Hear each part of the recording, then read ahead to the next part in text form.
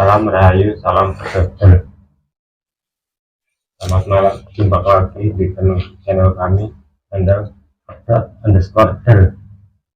Untuk pembahasan tema malam hari ini ya yang kemarin lanjutan tentang garwo sekarang ini monggo para padang saya kita ulas kembali pembahasan yang kemarin lanjutannya tentang garwo. Diskusi lagi monggo digawiti sinten iki Monggo dengan Mas Wisnu. napa Kusi mawon rumiyin. Ngopi-ngopi.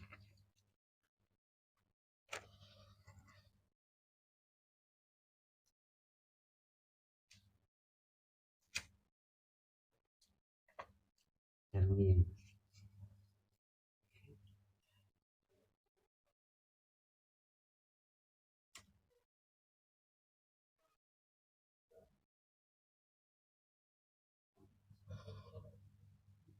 kembali dengan pembahasan garwo ya. Kembali dari awal garwo dari Krato Bosok Jarwo Dosok penggalan suku kata Sigarane Noro. Beberapa hari kemarin sudah kita bahas kalau garwo itu tidak harus istri atau suami, sebenarnya kedua-duanya bisa disebut garwo. Karena untuk kemarin dari awal sudah kita bahas, yang sekarang kita bahas satu persatu dulu, yaitu tentang garwo tapi sebagai suami. Untuk peranan-peranan suami di sini seperti apa sehingga bisa menempatkan posisi menjadi garwo Sigarane Nyawa. Monggo silakan, mungkin punya pengalaman tersendiri dari hidup berumah tangganya, apa ada dari wacana orang lain atau dari buku dan sebagainya. Nanti kita ulas dan diskusikan sama-sama biar pemirsa juga mungkin yang sudah tahu akan memberi tambahan di komentarnya.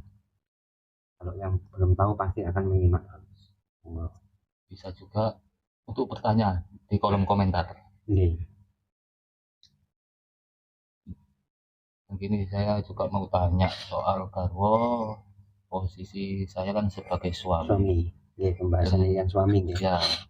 Dengan saya bekerja, terus dari hasil kerja saya itu yang seperti apa yang seharusnya untuk istri, untuk manajemen keuangannya itu seharusnya seperti apa sih sebagai sosok seorang suami. Jadi ini pembahasan kalau dari orang Jawa ya, itu posisi atau peran garwo sebagai suami.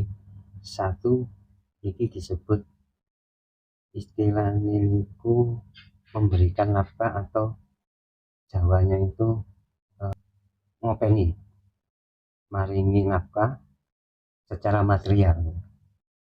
Sebenarnya kalau kita ambil lagi, karena memang kita posisinya kepala rumah tangga, itu harusnya totalitas untuk memberikan nafkah lahir. Tapi seperti apa? Ya semampu kita memang dengan kondisi kita. Bukan berarti mampu atau tidaknya itu melihat orang lain, enggak. Dari kitanya sendiri seperti apa, kita maksimalkan. Dan maksimal atau tidaknya kembali kepada diri pribadi juga. Jadi kalau misalkan kalau kerja dengan pendapatan berapa juta, itu harus dikasihkan istri semua atau kita yang mengelola sebagai seorang suami? Kalau dari Jawa seharusnya memang yang mengelola itu harusnya itu memang suami. Nah, kebanyakan kan orang-orang ini yang mengelola adalah si istri. Padahal kalau kita konteksnya memang ajaran Jawa, itu harusnya memang peranan ini kita yang cari nafkah, harusnya kita yang berani mengelola tentang keuangan ini. Kenapa? Banyak terjadi kalau tidak suami yang mengelola, akhirnya suami banyak menuduh istrinya ini boros. Tapi kalau tahu padahal sebenarnya tidak boros, malah si istri ini kerepotan untuk memenuhi kebutuhan. Jadi harusnya suami ya, karena biar tahu juga Biar tahu. pemanfaatan uang yang didapat Iya. dari hasil kerja itu seperti apa. Jadi beban istri kan juga malah ringan.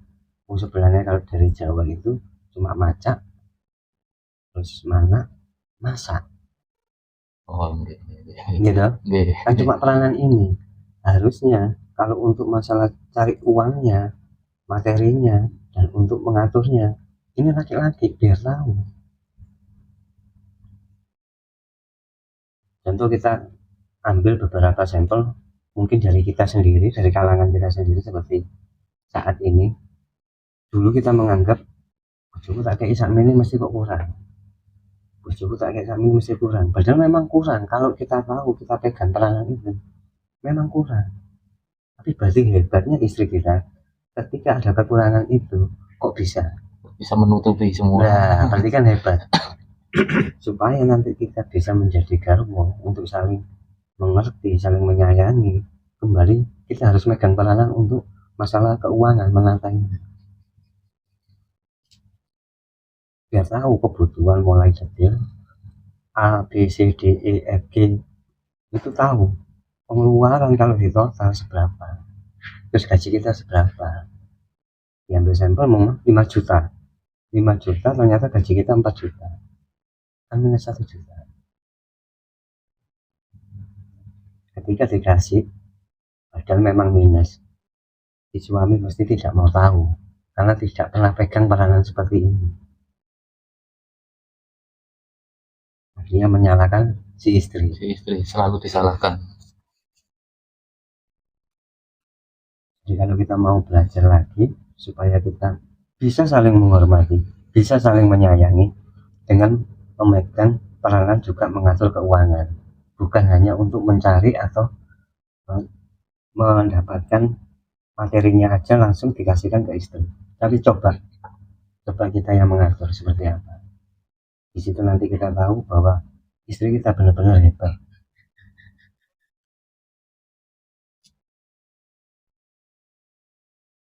Kebanyakan istri mungkin lebih suka ya dikasih sedikit, tetapi tidak ada beban untuk menata yang lainnya, kebutuhan yang lainnya. Kita ambil contoh saja, kita kasih 10.000, tapi 10.000 ini memang murni memang dikasihkan untuk sidiannya, bukan 5 juta tetapi kebutuhan 8 juta. Jadi beban pikiran menjadi ringan karena sudah kelihatan ada lebihnya. Nah, akhirnya kembali ke flashbacknya kita sebagai suami ini seperti apa sebenarnya. Kalau kita yang menata, kita akhirnya berhati-hati tidak seenaknya mengumbar. Kembali lagi, minimal itu tidak mengumbar hobinya. Kebanyakan laki-laki ini mengumbar hobinya, akhirnya mengambil-ambilkan uang. Soalnya yang menjadi problema sekarang ini kan dari hobinya si suami, dari hobi si suami. Dan ketika suami yang punya hobi, itulah malah kadang istri itu banyak orang yang menuntut tentang hobinya si suami. Hobi ini gini-gini, padahal mungkin dihabiskan suami. Banyak seperti ini. Jadi kalau dalam hal ini istilahnya hobinya harus dialihkan ke keluarga. Kita punya hobi itu kalau bisa hobinya bukan egois. Bagaimana hobi ini bisa menyenangkan minimal di keluarga kita, untuk anak, untuk istri, syukur-syukur untuk yang lainnya juga di luar rumah tangga kita. Kalau untuk masih egois, pasti akan menimbulkan masalah. Kenapa saya sebut egois? Sudah saya pernah riset, penelitian, saya acak, ketika saya tanya kepada laki-lakinya, apakah seorang istri punya hobi? Dari 10 orang jawabnya tidak ada. Berarti yang punya hobi cuma laki-laki. Padahal hobi mau nggak mau pasti mengeluarkan Ya, uang. Untuk kegiatan merokok ini, padahal berapa ribu yang kita keluarkan untuk rokok. Tetapi seorang istri kok tidak pernah kita kasihkan yang sama seperti kita. Padahal kalau kita mau terserah, entah buat jajan, entah buat apapun itu kan terserah. Tapi sama, seumpama satu hari untuk rokok kita 50.000, berani nggak kita ngasih 50.000? Free, terserah buat apa. Seperti kita dibiarkan untuk beli rokok atau beli apa atau ngopi di mana, istri tidak pernah istilahnya ngomel. Bisa nggak kita seperti itu? Nah, di sini peranan suami ini harus bisa belajar dari kegiatan sehari-hari ini. Nah, ngomongnya cari garwo, cekalan nyowo. Tapi kok masih egois? Nah, harusnya kan ngopeni, terus memberikan nafkah itu juga mengatur tentang kebutuhan semuanya, entah itu kebutuhan dari anak, uang jajan, uang sekolah dan sebagainya. Kalau di rumah mungkin namanya kita hidup sosial, ada yang namanya arisan, ibu-ibu PKK dan sebagainya. Itu harusnya kan posisi kita sebagai suami minimal tahu aja dulu untuk step-stepnya. Kalau belum berani menata uangnya, karena memang susah. nah, iya. Lagi kan dicoba setelah bicara ini, coba nyelengan acak ambil 10 orang laki-laki, tahu nggak detailnya tentang pengeluaran sehari-hari, minggu atau sampai bulanan seperti apa. Saya jamin dari 10 itu mungkin tidak akan tahu semuanya. Kalau tahu satu orang itu berarti orang itu sudah mau belajar. Tapi saya jamin 98% kebanyakan tidak akan pernah tahu dan tidak mau tahu sebenarnya. Kembali sebenarnya Egois lagi. Tapi karena egoisnya tinggi, dia tidak mau disalahkan. Tapi logikanya, kenyataannya, realitanya dia nggak tahu.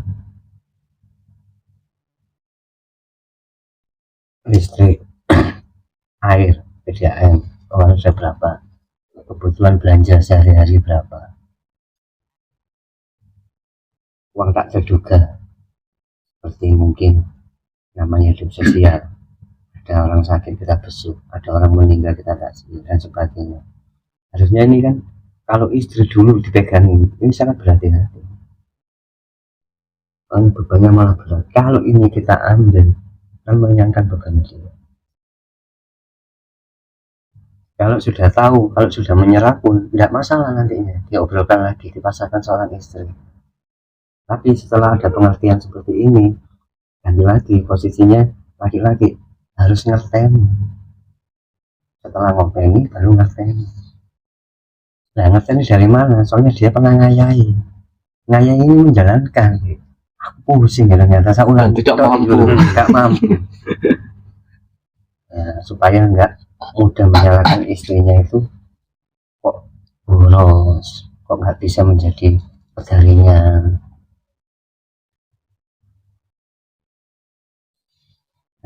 Bebannya istri ketika dipasrahi atau dikasih amanah tentang mengatur keuangan ini benar-benar sangat beban secara psikologi dan pikirannya. Takut, mau minta lagi juga takut Karena sudah tahu dan pernah mengalami, jadi kalau mau minta lagi ke istrinya, oh iya, karena nggak cukup, jadi sadar diri. Makanya kadang istri yang dipasrahi atau diamanahi juga waktu suaminya belum tahu seperti apa harusnya, minta aja maju mundur. Aku njaluk nang bojoku kok ngomel. Lah wis tak terno kabeh gajian. Kok saiki entek lho. Kiranya bodoh. Lah dia itu lho. Padahal kebutuhan istri juga kan banyak. Karena saya juga pernah mengalami menanyakan seperti itu. Kenapa kok sudah habis? Dipakai apa aja? Ternyata begitu saya telusuri pelan-pelan, oh ternyata memang kurang. Hanya dicoba kita memegang peranan masalah menata keuangannya, finansial kita itu di rumah tangga, supaya saling menghormati lagi.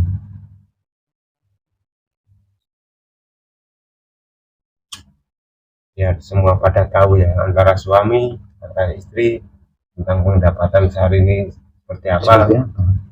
untuk kebutuhan yang kita keluarkan itu berapa, dan nantinya kalau mungkin ada kekurangan kita berdiskusi lagi bagaimana caranya kita untuk menutupi apa yang kekurangan inilah. Ini komunikasi lagi dan ada kejujuran, apalagi masalah uang, walaupun sama istri atau sebaliknya istri dengan suaminya itu tetap ada kejujuran masalah keuangan finansial, walaupun itu kebaikan. Uangnya suami itu uangnya istri, kalau uangnya istri uangnya sendiri. Uangnya sendiri harus punya prinsip seperti itu. Biar apa? Biar kita sebagai laki-laki itu tidak menyepelekan.